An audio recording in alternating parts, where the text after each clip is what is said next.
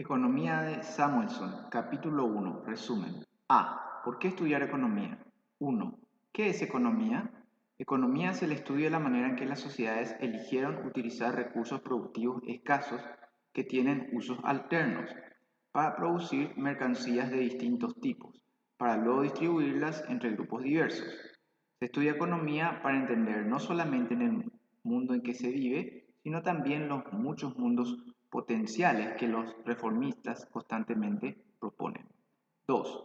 Los bienes son escasos porque las personas desean mucho más de lo que la economía puede producir. Los bienes económicos son escasos, no gratuitos, y la sociedad debe elegir entre los bienes limitados que puede producir con sus recursos disponibles.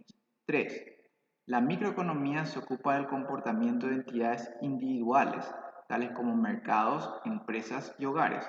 La macroeconomía contempla el desempeño de la economía en su totalidad.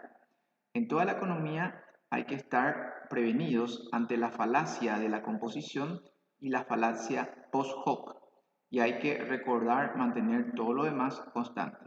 B. Los tres problemas de la organización económica. 4. Toda sociedad debe responder tres preguntas fundamentales. ¿Qué, cómo y para quién? ¿Qué tipos y cantidades se producen entre la amplia variedad de todos los bienes y servicios posibles? ¿Cómo se utilizan los recursos para la producción de estos bienes? ¿Y para quién se producen los bienes? Es decir, ¿cuál es la distribución del ingreso y el consumo entre los diferentes individuos y clases de la sociedad? 5. Las sociedades responden a estos cuestionamientos de manera diversa. Las formas más importantes de organización económica en la actualidad son la economía centralizada y la economía de mercado.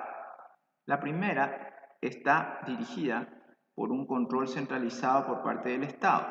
La segunda por un sistema informal de precios y beneficios en el que la mayoría de las decisiones las toman individuos y empresas privadas. Todas las sociedades tienen diferentes combinaciones de una y otra. Todas son economías mixtas. C. Posibilidades tecnológicas de la sociedad. 6. Con los recursos y la tecnología dados, las opciones de producción entre dos bienes, tales como mantequilla y pistolas, puede resumirse en la frontera de posibilidades de producción, FPP. La FPP muestra cómo la producción de un bien, como las pistolas, se compensa con la producción de otro, como la mantequilla. En un mundo de escasez, elegir una cosa significa dejar otra. El valor de bien o servicio al que se renuncia es el costo de oportunidad. 7. La eficiencia productiva se presenta cuando no es posible aumentar la producción de un bien sin limitar la producción de otro. Esto se ilustra mediante la FPP. Cuando una economía está en su FPP, puede producir más de un bien solamente si produce menos de otro. 8. Las fronteras de posibilidades de producción ilustran muchos procesos económicos básicos, como el crecimiento económico empuja la frontera, cómo una nación elige relativamente menos comida y otras necesidades a medida que se desarrolla, cómo un país elige entre bienes privados y públicos, cómo las sociedades eligen entre bienes de consumo y bienes de capital que puedan aumentar el consumo en el futuro.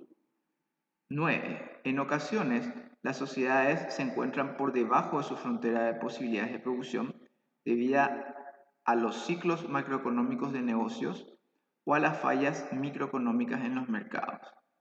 Ante condiciones crediticias estrechas o un gasto que súbitamente decrece, una sociedad se mueve dentro de su frontera de posibilidades de producción durante las recesiones. Esto se da debido a las rigideces macroeconómicas, no por un olvido tecnológico.